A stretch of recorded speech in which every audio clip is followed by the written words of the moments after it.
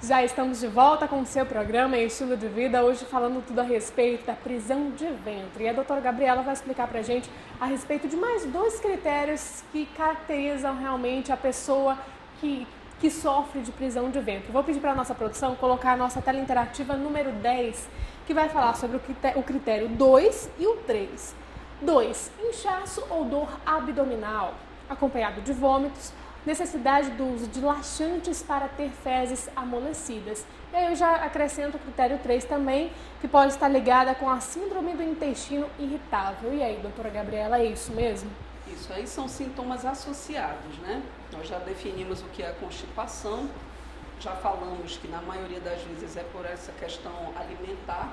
Agora, quando essa constipação está associada a outros sintomas e sinais, isso é importantíssimo você observar essa relação. Em geral, o inchaço e a dor abdominal, ou é pelo excesso de fezes ou excesso de gases. Ah, que eu estou inchado, eu estou com dor, estou com cólica, aquela sensação de empachamento, né, como popularmente se fala, aquilo nada mais é do que o excesso de gases produzidos pelas bactérias que ficam ali alojadas no intestino, né? Então isso dá uma cólica, né, sensação de inchaço. Os vômitos na verdade já é um tipo de sintoma mais grave, né, porque já pode significar uma obstrução, algo mais agudo, né, e mais grave, né? Mas em geral não se associa a vômitos. A maioria dos vômitos está relacionada a problemas do trato alto, né? Que é mais doenças estomacais. Agora o uso de laxantes é um grande, pela falta de informação da população, há aquela questão da automedicação, né? Ah, doutora, eu tomo laxante desde que eu me entendo por gente. Inclusive isso a gente tem um tipo de laxante problema aqui também, que os nossos avós usam muito, né? Verdade, né? Isso, na verdade... Esse vidrinho aqui que é comprado com facilidade. Exatamente, né? Fica aí em aberto em todas as drogarias.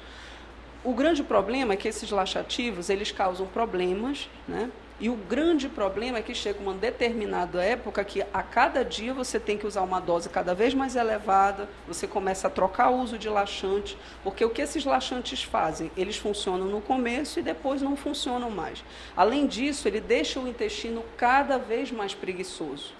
Como está escrito ali, você quer fazer as fezes ficarem amolecidas, que é o que eles fazem, eles diminuem a absorção de líquido no intestino e aquele líquido fica no meio do intestino. Isso vai levar o intestino a reduzir a parede da musculatura intestinal. Então esse intestino vai ficando mais fragilizado, menos forte e vai movimentar-se muito menos, cada vez mais, né?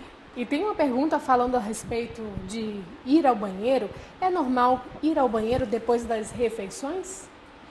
Bom, existe um reflexo, na verdade. Por que se indica, né, a doutora pode falar até depois, por que se indica alimentar-se a cada 3 horas? A própria mastigação é um estímulo. Nós temos um reflexo chamado reflexo gastrointestinal. O que é esse reflexo? A cada hora que chega um alimento no estômago, você está mandando uma mensagem para que o intestino funcione.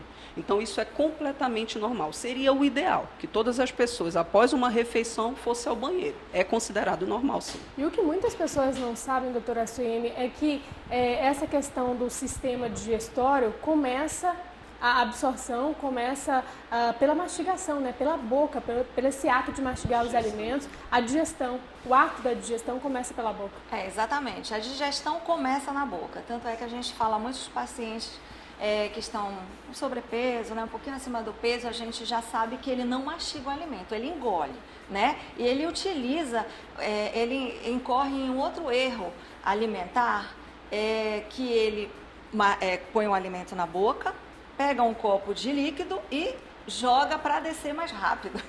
Então, são 2 erros numa atividade só.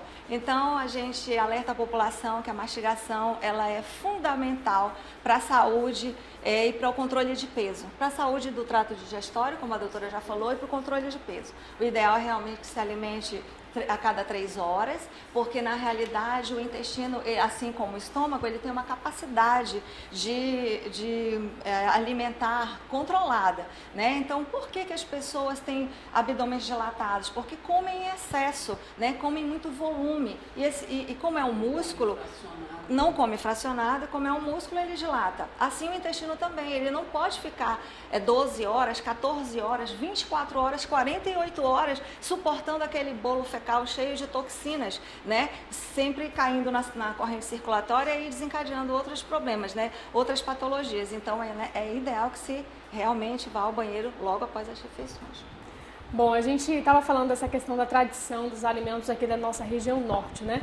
E aí surgiu uma dúvida a respeito da farinha, doutora.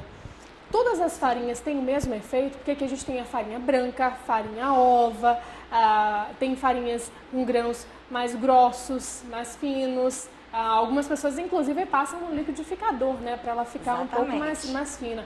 E sobre o pirão também, o que a gente pode falar sobre isso? Infelizmente, as notícias não são muito animadoras em relação à farinha, a todos os tipos de farinha, né? Nós podemos, né, amenizar um pouquinho isso, deixando que a gente faça uso da farinha. Eu sei que é difícil para quem tem o hábito, mas pelo menos uma vez na semana, vamos colocar assim, no dia do peixe, pode ser? Pode. Contanto que você tenha um cuidado especial em fazer aquecer essa farinha, né? Dar uma meio torradinha, ou no forno, ou no fogo, ou naquela chapa. Por que isso? Para minimizar a contaminação por fungos. A doutora sabe muito bem disso, né? Nós, os nutricionistas e o grupo de saúde, ele se preocupa muito com essa contaminação por conta de manipulação mesmo, de exposição do produto. Você vai aos mercados, né, que não tem feiras, que não tem aquela higiene necessária. Então a gente diz que não tem segurança alimentar. Então, se não tem segurança alimentar, está aberto a qualquer risco de patologias. Então, infelizmente, a farinha ela é um veículo de transmissão de doenças. Infelizmente. E em relação ao pirão também não é mito. Dizem, né? que ele diminui o efeito, não é a mesma coisa que a farinha. Não, ele não diminui. Talvez por aquecer um pouco, mas na realidade ele vai fermentar e você vai ter a sensação de estar empachado, como a doutora já colocou. Então a gente tem que ter essa alimentação balanceada, por isso a gente trouxe esse café da manhã. Toda segunda-feira a gente tem uma mesa recheada, né, doutora? Exatamente. Inclusive, uma das formas de prevenir a constipação é ter uma alimentação balanceada. Muito, né? balanceada, que é o grande desafio, né? Aqui nós temos uma mesa muito bonita hoje. Na realidade, se a gente for consultar o guia alimentar, né, a pirâmide alimentar, tanto brasileira quanto internacional, a gente vai observar o seguinte: tem diretrizes, nós precisamos de 9 porções de cereais durante o dia, né? Na realidade, o amazonense ele não faz. Ele não se enquadra dentro dessa pirâmide porque não faz uso, né, como deveria, dos alimentos corretamente. Então, 9 porções de cereais, que aí a gente coloca os pães, os biscoitos, as massas, os bolos, né? A única diferença, o critério é o seguinte: é trocar esses cereais refinados, né, as farinhas brancas, pelas integrais, que aqui a gente está bem ilustrado. Posso mostrar aqui? Pode. Então, aqui a gente tem uma farinha que é interessante colocar, que seria a farinha de soja integral, para você fazer seus bolos, fazer seus pães, seus biscoitos, e também para poder substituir a farinha integral branca, né? Aquela farinha branca que não faz nada bem. Aqui nós temos uma outra embalagem que nos mostra sobre os pães, né? A gente consome muito pão, né? E o pão integral, na realidade, é aquele que é feito com a farinha 100% integral. Nós temos muitos mercados vendendo pães integrais, propaganda enganosa, que não são integrais, porque não são produzidos com a farinha 100% integral. E ainda por cima, a gente encontra nos empórios, em muitos lugares, os pães bastante suplementados, com vários grãos, né? Isso aqui é uma boa dica também, desde que seja 100% integral. Outra coisa que seria interessante fazer uso são dos cornflakes, né? Dos famosos cereais. Aqui nós temos uma embalagem que eu gostaria de salientar a diferença do diet. Existe o diet, o light e o integral mesmo. Então, o diet é para uso dos diabéticos, o light é para redução de peso, e o integral é o normal. Todas as pessoas podem utilizar. Agora, me veio algo na cabeça, a gente mostrou esse produto aqui, farinha de soja integral, e ele é orgânico, né, doutora? Orgânico.